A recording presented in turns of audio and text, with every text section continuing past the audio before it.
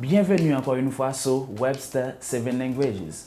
Jeudi, nous allons faire un cours qui est très spécial parce que nous allons profiter pour nous parler de famille, pour nous comprendre tout mot que nous allons utiliser dès que nous allons parler de famille. Moi, je souhaite que, ou même qu'il a plus mon nom, cahier et puis tout ou prêt pour prendre toute note qui est nécessaire concernant mots qui en relation à la famille. OK? On nous commencer.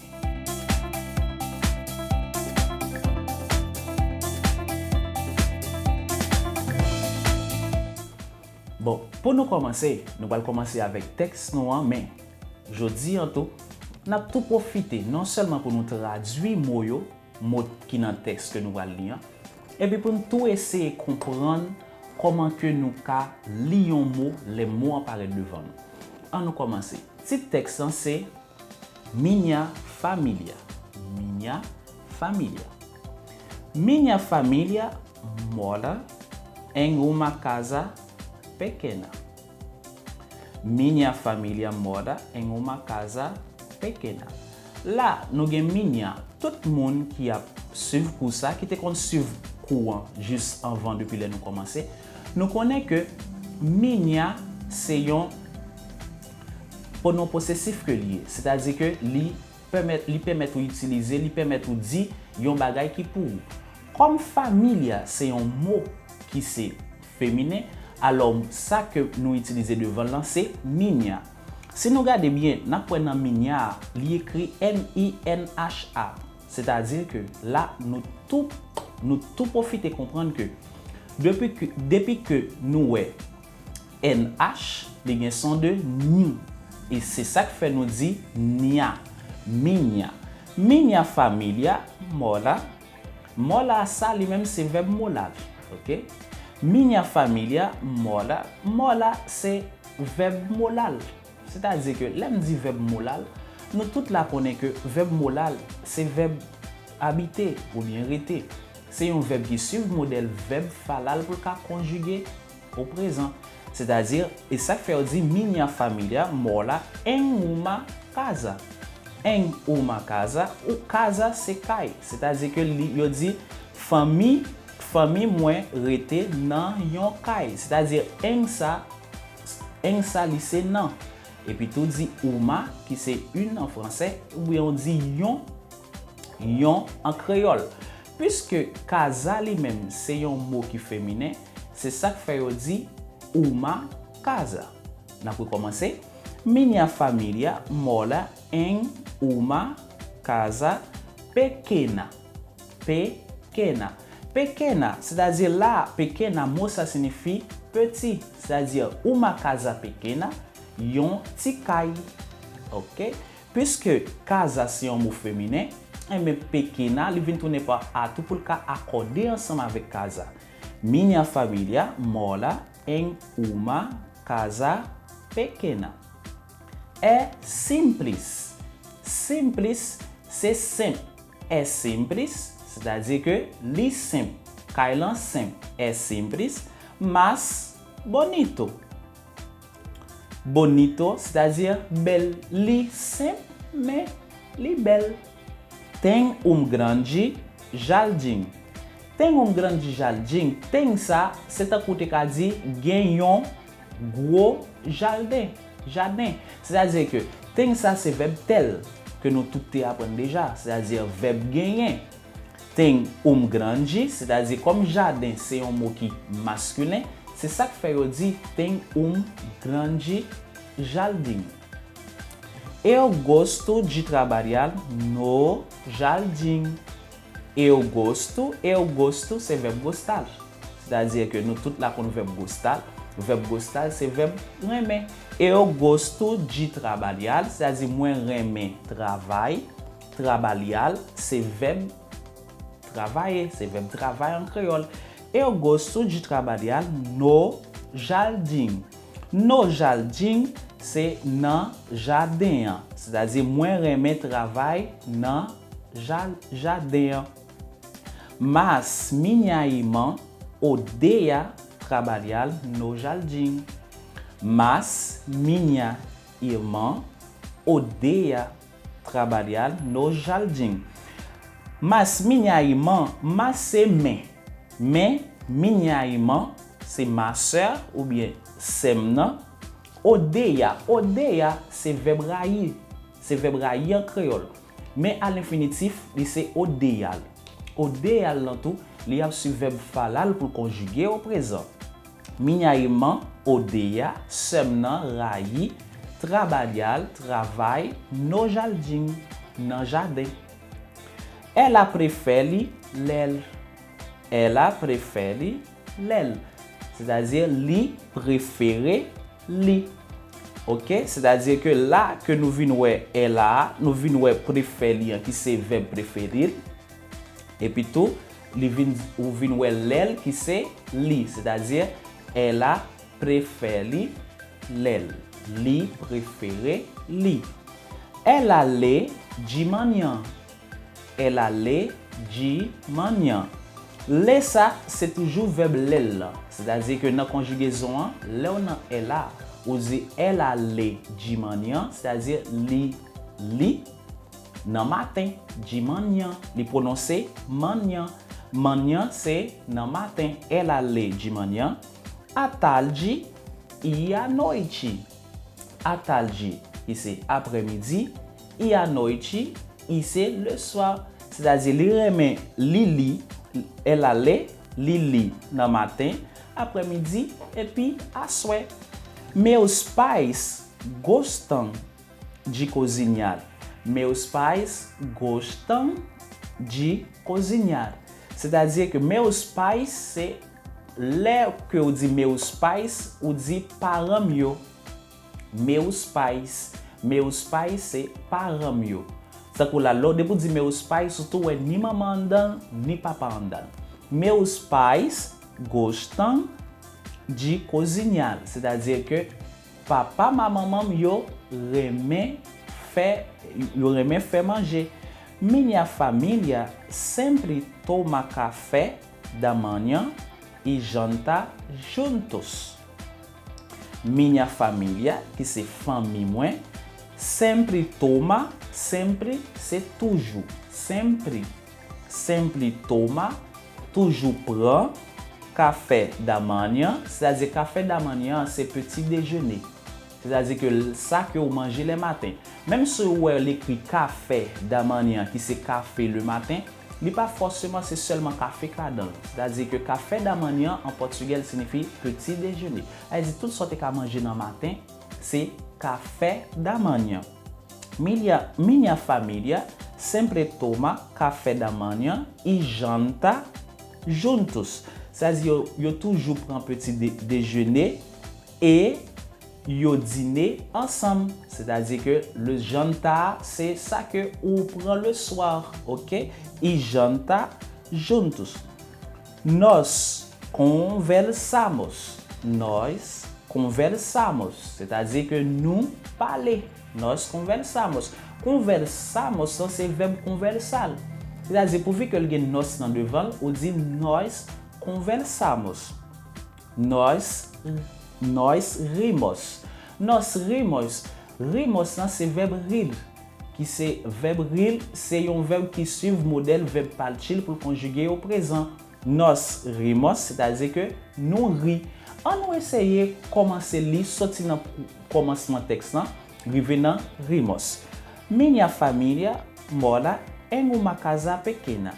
É simples, mas bonito. Tem grande jardim. Eu gosto de trabalhar no jardim, mas minha irmã odeia trabalhar no jardim. Ela prefere ler. Ela lê de manhã, à tarde e à noite. Meus pais gostam de cozinhar. Minha família sempre toma café da manhã e janta juntos. Nós conversamos. Nós rimos. Então, minha irmã lava a louça. Então, minha irmã lava a louça. Lá dit então, là, ou dit, alors. Então, alors, minha irmã semna lava, qui c'est verbe laval, qui signifie laver. À lousa, c'est laver vaisselle. C'est tout ça qui est pour là, tout assiette ou fin manger. Là où vient ça, vous mettez ensemble, c'est-à-dire vous venez lousa. Então, minha irmã lava a louça. À noite, o pai gosta de ouvir música. À noite, o pai gosta de ouvir música. Là, dit à noite, c'est le soir. À noite, le soir. So dit de manhã, le matin. À tarde, après-midi. À noite, le soir. C'est-à-dire que, ou dit à noite, o pai gosta de ouvir música. C'est-à-dire, la nuit, papa me remet tendre musique, ouvir música. Mamãe trabalha no computador. Mamãe trabalha no computador signifie que maman est l'autre façon pour dire mãe encore. Et tant que tu as dit maman ou bien maman. Maman travaille sur ordinateur, c'est-à-dire no computador ou bien no ordinateur. Il dit la travaille no ordinateur. E maman trabalha no computador. Eu assisto televisão. Eu assisto televisão, c'est-à-dire que je regarde télévision. Assisto, eu assisto, c'est verbe assistir. C'est-à-dire assistir, c'est verbe utilisé spécialement pour regarder télévision ou assister. Non, ça soit pas assister, yon bagay qui passe, c'est-à-dire eu assisto télévision. Télévision. Nous avons que A qui gagne tio là sous tête li, qui gagne accent sous tête li et puis tout oa, li prononcer en. Et ça fait dire et ça fait nous dire eu assisto télévision. A minha irmã lê. A minha irmã lê. C'est-à-dire semna li, li même la pli. Logo vamos para a cama. Logo vamos para a cama. Logo a lui-même, ça signifie bientôt. Mais étant côté qu'a dit tale là. Logo, il a un sens de tale là. Logo tale là. Vamos para a cama. Nous pral dormir. Aí dit nous pral dans cabane dans sens ça. Là dit vamos para a cama, c'est-à-dire que c'est une façon pour dire comme ça que nous pral dormir. Aí dit nous pral sous cabane, nous pral coucher, vamos para a cama. Meus pais vão dormir tarde. Meus pais vão dormir tarde. C'est-à-dire que papa, maman, papa, yo pral dormir tard. Vão dormir. Parce que vão ça, c'est verbe irlié. Et verbe irlié, troisième personne du pluriel, c'est-à-dire nous toute là nous conjugaison verbe il déjà, c'est un bagage que nous besoin et mon verbe nous besoin corriger encore. Par exemple, l'on dit meus pais vão dormir tarde, meus pais vão dormir tarde, c'est-à-dire yo pral dormir tard. OK, yo pral dormir tard. Parce que quand utiliser verbe il pour parler d'un futur qui proche, un bagage qui pral fait daqui a pouco, bien on utiliser le temps pour parler de futur. Par exemple, ou pral manger et on va commettre. Ou pral sortir e eu vou sair. Dans cas ça, c'est meus pais vão dormir tarde, c'est-à-dire papa, mamãe, eu pral dormir tard. Mas minha irmã e eu vamos dormir cedo. Mas semna minha irmã e eu e moi, semna avem, vamos dormir cedo. Nous pral dormir tôt, c'est-à-dire bonheur. Pour prendre tarde, c'est ta, dans le sens lié là, c'est ta, et puis tout cedo, c'est bonheur. Estou pronto para dormir. Estou pronto para dormir, c'est-à-dire moi prêt pour dormir.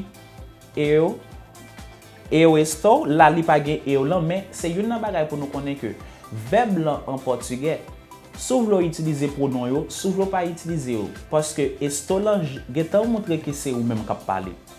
Estou pronto para dormir, c'est-à-dire moi prêt pour me dormir. Mas minha irmã quer continuar lendo. Mas minha irmã quer continuar lendo. Mais semna vle continuer li parce que continuer là c'est c'est verbe continuer. Et puis lendo dans sens lié là nous forme gerundio apparaît encore parce que verbe là c'est l'el, là qu'on mettait ndo les vient tourner lendo. Mas minyaïman que continual lendo. Si pour arriver parler en langue, il y a 4 bagages faut connaître. Quand le monde qui toujours dit que yo pas capable parler portugais, yo pas capable parler portugais. Pour qui ça? Parce que yo met langue dans une seule partie. Yo langue pour arriver parler en langue, il y a 4 bagages faut respecter. Premier bagage là, faut ou qu'attendre dans langue là. Ça c'est un. Deuxièmement, faut ou ka li. Troisièmement, faut ou ka écrit et puis quatrièmement, c'est parler. C'est-à-dire que ça que m'a entraîné avec nous là, m'a entraîné lecture ensemble avec nous. C'est ça qui fait me vouloir que nous prenons partie ça au sérieux pour nous faire lecture ensemble avec nous, juste pour nous entraîner partie ça la caille nous. On nous lit texte une dernière fois. Minha família mora em uma casa pequena. É simples, mas bonito. Tem grande jardim. Eu gosto de trabalhar no jardim. Mas minha irmã odeia trabalhar no jardim. Ela prefere ler. Ela lê de manhã, à tarde e à noite. Meus pais gostam de cozinhar. Minha família sempre toma café da manhã e janta juntos. Nós conversamos, nós rimos, então minha irmã lava a louça. À noite, o pai gosta de ouvir música. Mamãe trabalha no computador. Eu assisto televisão. E minha irmã lê. Logo vamos para a cama. Meus pais vão dormir tarde. Mas minha irmã e eu vamos dormir cedo. Estou pronto para dormir, mas minha irmã quer continuar lendo. Quando a mãe inviteu, tande que já brasileiro pronuncie mot que não texta. Vamos lá? Minha família mora em uma casa pequena. É simples, mas bonita. Tem grande jardim. Eu gosto de trabalhar no jardim. Mas minha irmã odeia trabalhar no jardim. Ela prefere ler. Ela lê de manhã, à tarde e à noite. Meus pais gostam de cozinhar. Minha família sempre toma café da manhã e janta juntos. Nós conversamos, nós rimos, então minha irmã lava a louça. À noite, o pai gosta de ouvir música. A mãe trabalha no computador. Eu assisto televisão e minha irmã lê. Logo, vamos para a cama. Meus pais vão dormir tarde, mas minha irmã e eu vamos dormir cedo. Estou pronta para dormir, mas minha irmã quer continuar lendo. On y a nous pas apprendre des séries de mots qui ont relation avec famille parce que pour qu'il veut parler de famille, on suppose qu'on vocabulaire qui a relation avec famille. Alors, premier mot nous allons commencer ensemble avec c'est mãe. Mãe signifie maman, pai signifie papa, irmão c'est frère, irmã c'est sœur, filha c'est petite fille et puis filho c'est petit garçon. Netos c'est petite. Mais l'on dit neto ou dit petite mais c'est un garçon, et neta petite mais c'est un petite qui c'est fille. Pais signifie parent. Sobrinho c'est neveu, sobrinha c'est nièce. Avô c'est grand-papa, avó c'est grande. Bisavó c'est grand-grande. Bisavô c'est grand-papa, grand-grand-papa. Sogro c'est papa, madame. Et puis sogra c'est maman, madame. Cunhado c'est beau-frère, cunhada c'est belle-sœur. Prima c'est cousino, primo c'est cousin. Tia, c'est ma tante. Tio, c'est tonton. Padrinho, c'est parrain. Madrinha, c'est marraine. Afiliado, c'est les que c'est marraine. Yon moun nan c'est afiliado. C'est pour un garçon. Et pour une fille, fille c'est afiliado. Et puis tout, et ça fait nous dire afiliado, c'est pour garçon. Et puis afiliada, c'est pour fille. Esposa, c'est madame. Esposo, c'est mari. Ou bien tout yo dit marido. Marido, ou ka dit marido. Mais sauf ou ka dit esposo, qui toujours mari. Madrasta, c'est belle-mère. Et padrasto, c'est beau-père. Meio irmão, c'est meio irmão, c'est lorsque vous avez un frère, mais c'est petit papa seulement, ou bien petit maman seulement.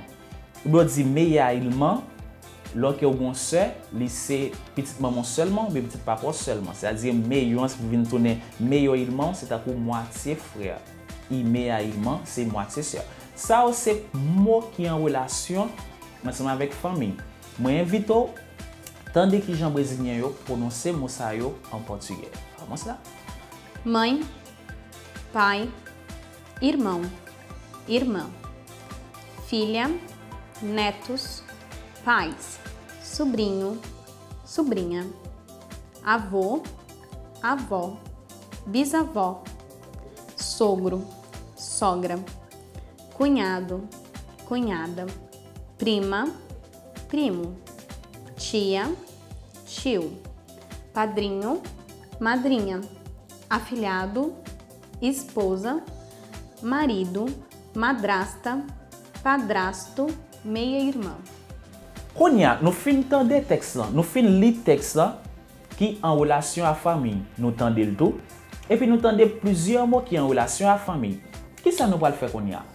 Nous pral présenter plusieurs monde qui pral présenter tête yo en portugais et puis a tout profiter parler de famille yo. Prêtez attention, ou priver comprendre parce que malgré que y a parlé, nous écrit tout ça audio en bas vidéo juste pour arriver comprendre. Mais pas inquiétez-vous, nous avons une classe spéciale que nous allons faire pour nous expliquer tout ça que vous dit dans la vidéo pour arriver comprendre tout ça que vous dit pour arriver ouais comment que vous montez phrase les même yo parler. Moi souhaite que vous mettez au prêt ou très disposé pour qu'attendre partir ça. Vamos lá. Boa tarde, tudo bem?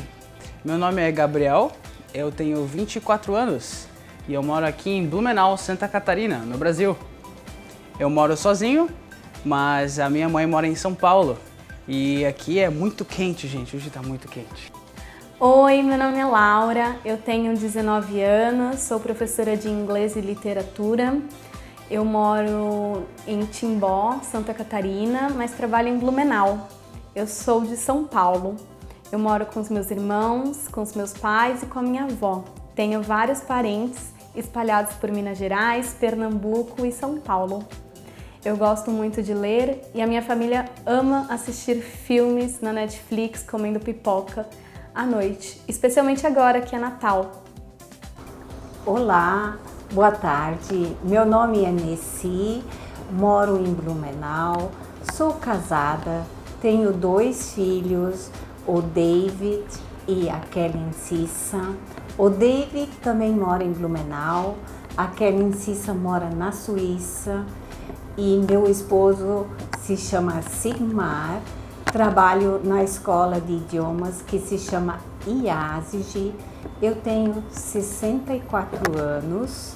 Meus filhos, o David tem 39, a Kellen Cissa tem 33. A minha família, ela é bem grande.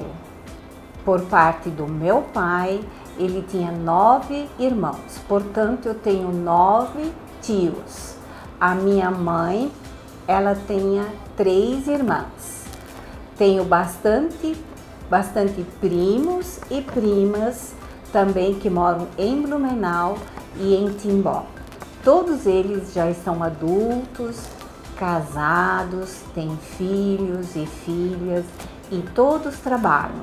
O meu filho, o David, tem uma posada, a Kellen Cissa trabalha na Suíça e ela está vindo para Blumenau de férias agora no dia 25 de janeiro de 2020 e somos uma família bem grande, bem unida e bastante feliz.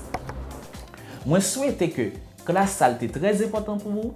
Ou arriver, lire texte ou comprendre moyo et sans une question, ou mettre profiter, poser question, juste poser question, nous pas de problème, n'a fort réponse parce que le commenter, nous toujours fort réponse. Et puis tout, après pour ça, n'a toujours un devoir nous dans commentaire, OK? Dans description vidéo, n'a tout mettre devoir pour nous.